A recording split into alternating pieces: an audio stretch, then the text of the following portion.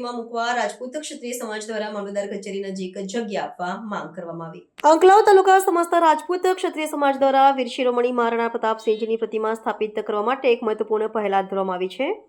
સમાજના અગ્રણીઓ અને યુવાનોએ એકત્ર થઈને સત્તાવાળા અધિકારીઓને એક આવેદનપત્ર પાઠવ્યું હતું। આ આવેદનપત્રમાં આંકલાવ મામલતદાર કચેરીની બાજુમાં પ્રતિમા મૂકવા માટે યોગ્ય જગ્યાની ફાળવણી કરવા તેમજ તે અંગેનું જરૂરીના વાંધા પ્રમાણપત્ર NOC આપવા માટે રજૂઆત કરવામાં આવી હતી। સમાજના યુવાનોએ આ માંગણીના સમર્થનમાં જણાવ્યું હતું કે આ પ્રતિમા માત્ર એક મૂર્તિ નથી, પરંતુ તે આંકલાવ તથા સમગ્ર ગુજરાતમાં વસતા રાજપૂત ક્ષત્રિય સમુદાયના ગૌરવ અને ઇતિહાસને લોકો સુધી પહોંચાડવાનું માધ્યમ છે।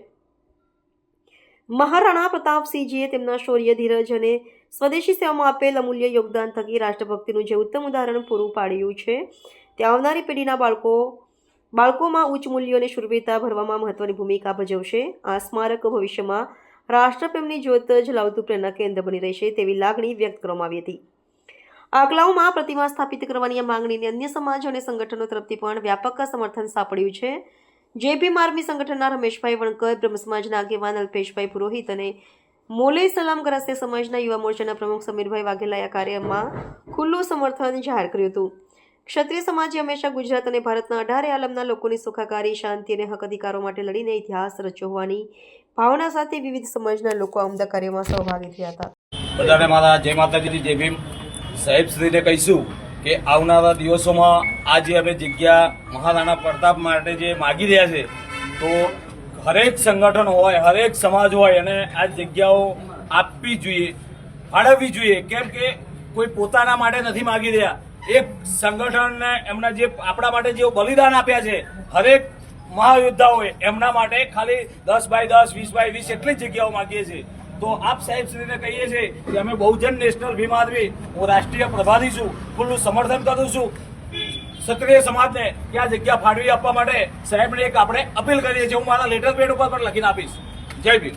1000 આદિવાસી લડવાઈઓ હોય યા એમની સેનામાં બ્રહ્મ સમાજના આગેવાન હોય યા પછી એમની સેનામાં એમના આગેવાનમાં મુસ્લિમ બિરાદરીના પણ યોદ્ધાઓ હોય, એટલે તમામ ધર્મ જાતિને ઉપર ઉઠી અને એમને આ યોદ્ધાનું એક ઉદાહરણ બેસાડ્યું છે।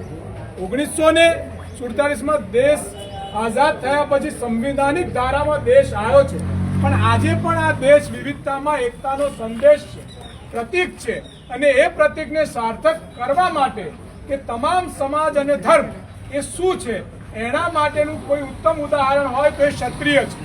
સનાતન ધર્મની વાત હોય, બીજા તમામ ધર્મની વાત હોય, પણ એનાથી ઉપર એક ધર્મ અગર કોઈ છે તો છાત્ર ધર્મ છે। અને છાત્ર ધર્મ એવું શીખવાડે છે, નિર્બળ, દુઃખી, કચડાયેલો, દબાયેલા વર્ગની વાત અને અધિકાર માટે અગર કોઈ બોલે તો એ ક્ષત્રિય, અને એ ક્ષત્રિયનું સાચું પ્રતીક એટલે મહારાણા પ્રતાપ। તો આપને પણ અમારી વિનંતી છે કે સંવિધાનિક પદ પર બેસી અને આ વિચારને અહીંયા પ્રસ્થાપિત કરવા માટે આપ જગ્યા ફાળવો અને આ જ સંદેશ આગળ વધે એવી અમારી વિનંતી। હવે ભીમ આર્મી સંગઠન મધ્ય ગુજરાતના આપણા